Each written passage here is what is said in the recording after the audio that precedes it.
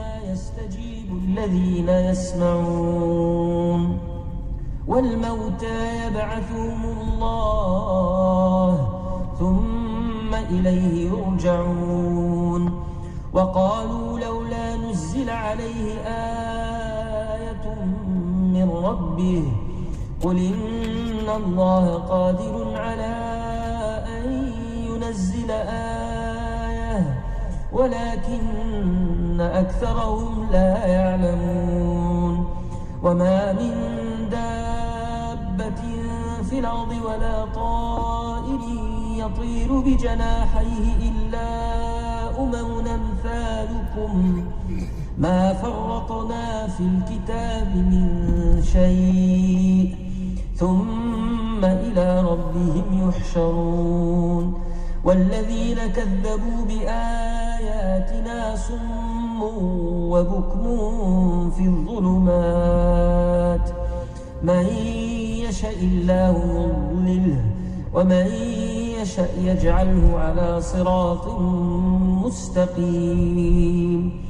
قل رأيتكم إن أتاكم عذاب الله أو أتتكم الساعة أغير الله تدعون إن كنتم صادقين بل إياه تدعون فيكشف ما تدعون إليه إن شاء وتنسون ما تشركون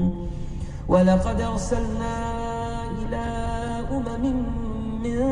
قبلك فأخذناهم بالبأساء والضراء لعلهم يتضرعون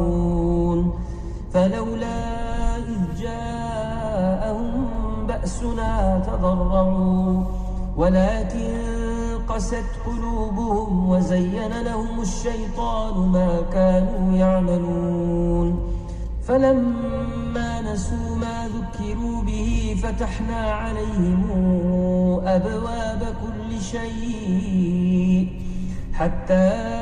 إذا فرحوا بما أوتوا أخذناهم بغتة فإذا هم مبلسون فقطع دابر القوم الذين ظلموا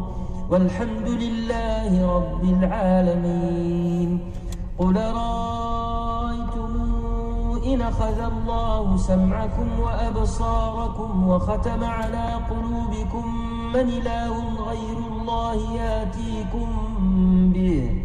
انظر كيف نصرف الآيات ثم هم يصدفون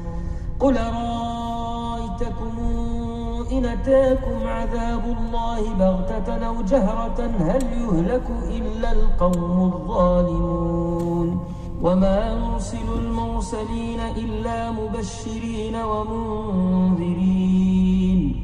فمن آمن وأصلح فلا خوف عليهم ولا هم يحزنون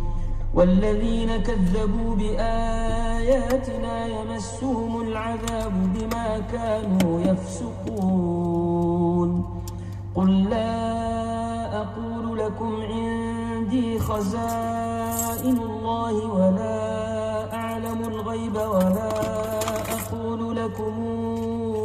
إني ملك إن أتبع إلا ما يوحى إلي قل هل يستوي الأعمى والبصير أفلا تتفكرون وأنذر به الذين يخافون أن يحشروا إلى ربهم ليس لهم من دونه ولي ولا شفيع لعلهم يتقون